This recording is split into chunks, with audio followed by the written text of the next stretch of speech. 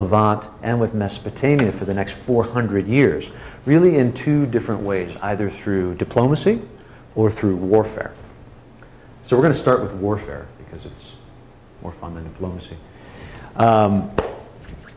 Warfare. Following Ahmose, the kings of the 18th dynasty continued to expand control both in the Levant and to the south in Nubia through a series of military campaigns. Thutmose I even ventures as far east as the Euphrates, where he claims to have set up a stele there and marveled at a river which, unlike the Nile, right, the Nile runs from the south to the north. The Euphrates, of course, runs from the north to the south. Actually, the word in Egyptian for the Euphrates is backwards water, because they found this to be really interesting. So Thutmose makes it to the Euphrates. He and his son, Thutmose II, continue to campaign to the north and extend the borders of Egypt, where they're encountering, again, right, this is the 1500s, they're encountering Mitanni. Mitanni has established itself in the harbor region, as we've seen, and by 1525, Mitanni is causing all sorts of problems, launching attacks into Syria and Canaan, and would remain Egypt's primary opposition in the region until they establish peace under the reign, again, right, of Tushratta. We saw that around 1350 or so. That's that 1350 is kind of this hinge point in the late Bronze Age where everything changes. But we're still in the 14th century. So it's also during this time we encounter King Hatshepsut, and I do say King Hatshepsut, not Queen Hatshepsut.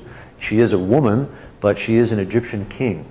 Queens have their own duties to fulfill as the wife of the king. Hatshepsut is a king in the truest form, the embodiment of the god Horus. You can see her depicted here, right, with a full-on beard as well. She's a very interesting individual for a number of reasons. She's the daughter of Thutmose I, wife of Thutmose II, and she takes the throne after her father's death. Her reign lasts for about 22 years, and in many ways it's one of the most prosperous of the Egyptian New Kingdom. She consolidates Egypt's military dominance to the south and east, but also reestablishes important trade networks that had been lost during the reign of the Hyksos. Under Hatshepsut and the 18th dynasty, Egypt's able to amass the wealth and prestige that it would become famous for. This wealth funds hundreds of monumental projects that date to her reign, most famously perhaps her mortuary complex here in Upper Egypt, not far from Luxor, the site of Deir al-Bahri. You guys have probably seen this before. This wonderful stepped mortuary temple dedicated to her. In it, we find reliefs that depict the extent of the trading expeditions that Hatshepsut was able to mount and send to the north, up to Byblos, and to the south into Ethiopia to obtain gold, incense, exotic items. Despite her tremendous power and influence, however, Hatshepsut had no male heir. And as a result, she ruled Egypt as a co-regent with her stepson and nephew, Thutmose III, until he was old enough to command the royal army. He eventually takes the throne, but these periods of succession and transfer, just as we've seen in Mesopotamia, in Egypt, were always very volatile times. Very, very difficult as power is transferred from one king to another. So many of these Canaanite cities that Hatshepsut has been able to rein in to the Egyptian empire begin to break away. They begin to repel, and the kings of Kadesh and Megiddo, these cities that were Egyptian vassals, begin to unify with Mitanni. They decide to get a better deal with Mitanni, and they attempt to break away from Egyptian control. According to the records of Thutmose, which are here inscribed in the walls of the Temple of Amun at Karnak, this coalition of rebel cities included 119 towns that centered, again, in what's today modern Israel. The city of Megiddo was key among them, and you can see it here. It's a key city for a number of reasons. It was a very large trading center. It sits at the southwest edge of the Jezreel Valley, and it's important in the sense that in order to trade, one has to come up the coast and pass through Megiddo, making their way east. It sits just beyond the range of the Carmel Mountains right here. So it's a very important city for controlling trade with Mesopotamia. And the risk of losing this city, such an important trading city, makes Thutmose spring into action. He springs into action with a force of 10,000 soldiers, we're told, in chariotry, which, of course, being an Egyptian king, he personally leads into battle, or so we're told. The story of the Battle of Megiddo under Thutmose III is actually still taught in military schools today. We've talked a lot about strategy during the Late Bronze Age. We've looked at fortifications of the Hittite capital. In this case, right, we actually have records of some of the strategies that Thutmose used to take Megiddo. After arriving in Gaza with his troops, he travels for a day to the southern city of Yaham, right here. At which point he's faced with a dilemma, right? We can either go to the north and circumvent the mountains that way, go to the south, come around this way through another pass around the Carmel Mountains, or do the really dangerous route, go straight over the mountains, right? Expose your troops, stretch them out in single file lines where they can be picked off by archers.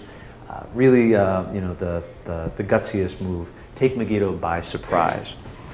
Of course, right, this is an Egyptian king, so yeah, he's going to do this. He ends up doing just that, taking Megiddo by surprise and actually avoiding two massive emplacements of Canaanite troops in the north and south. So Thutmose takes Megiddo, sacking it. Really only a small contingent is there, a couple of chariots, and actually we have more details from this. Again, all of these are recorded at the site of Karnak. And the fact that all of this is recorded in such detail really maybe means that there were, records, that it was an eyewitness account, that there were not historians but scribes traveling with the military who were keeping track of everything that happened. We find that the king actually ends up admonishing his troops for letting the enemy escape. It was supposed to be a clear victory, but apparently Thutmose III's troops begin looting the battlefield. The Canaanites are so scared they leave everything on the battlefield and rush into their walled city, a city similar to the one that we saw at Hattusis, right, with fortifications. They close the gates, and had they not fallen to looting, maybe they would have taken it instantly. But since they paused, we're told that Thutmose had to lay siege to this city for 7 months until he can actually take it. This is a little problematic, however, because in the archaeological record at this time, the city doesn't have any fortifications. So this is another example where we kind of look at the text and say, okay, Thutmose is great. You're saying you did these wonderful things. Archaeologically, again, maybe not so sure. What we do know is that at Karnak, we do have these extensive lists of things that Thutmose says he was able to take back from his campaigns. And I'll give you a sense of what is here, not just listed, but also depicted. We've got 340 prisoners, 502 composite bows. A composite bow is interesting. It's made up of different materials that allows the bow to be more flexible. You get more range out of it.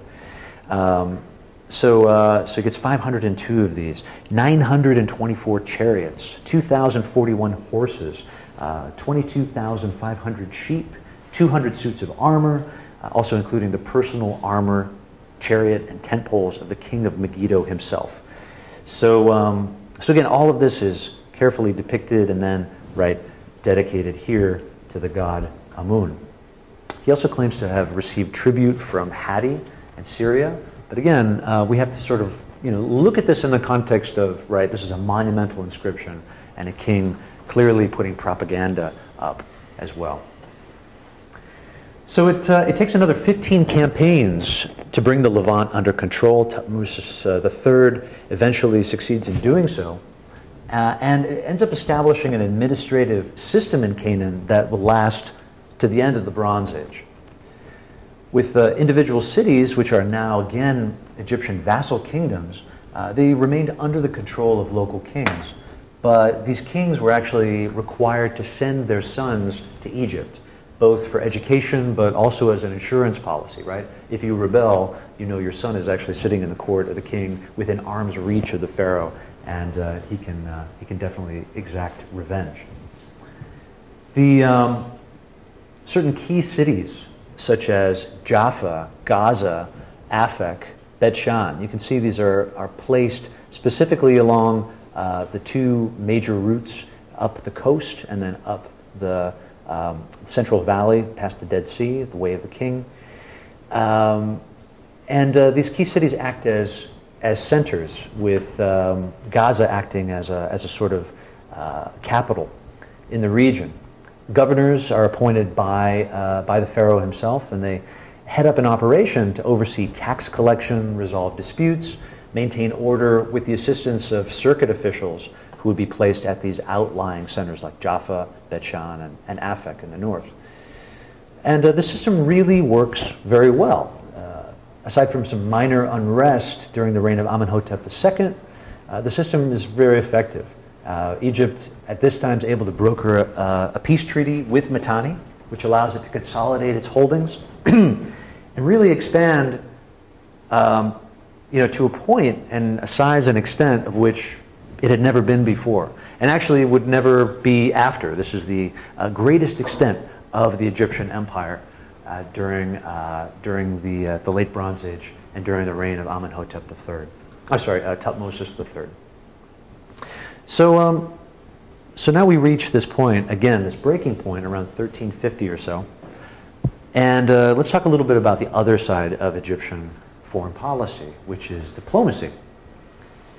With this fragile balance established between Egypt and these other Near Eastern powers, the Levant, again, right, where we see Canaan, becomes a cultural crossroads and really experiences unprecedented levels of interaction taking place through trade and diplomacy.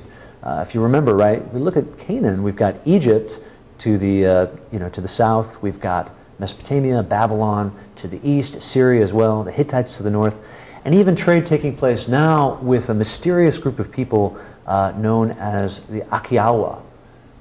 Akiawa, we find them from Hittite records, and it sounds very much like Achaean, which is the same word that refers to the Greeks during the time of the Trojan War. And of course, around 1200, this is when Homer was talking about the Trojan War, right? Those of you who are familiar with the Iliad, the Odyssey, this is a contemporary development taking place in Greece. We'll see some objects from there in a moment. But anyway, you get the sense of, right, right at the crossroads, right, literally, we have this, the Levant, which sees a tremendous amount of trade and contact.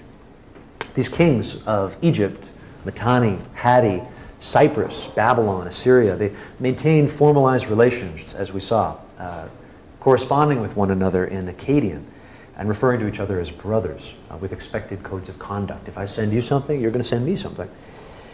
They engaged in reciprocal exchange of greeting gifts, but also trade in some pretty valuable commodities. Again, here's our major powers, such as these. These are called oxhide ingots. They're bronze ingots, and you can see they're called oxhides because they look like they're sort of stretched out like a skinned ox. But really, these are actually handholds. They're very heavy, so they would have been carried by two people. And we actually find a number of them. There's a shipwreck actually off the coast of southern Turkey, off the coast of the site of Uluburun. We'll talk about the Uluburun shipwreck a little bit later, but it's a prime example of the kinds of trade that's taking place in the Eastern Mediterranean at this time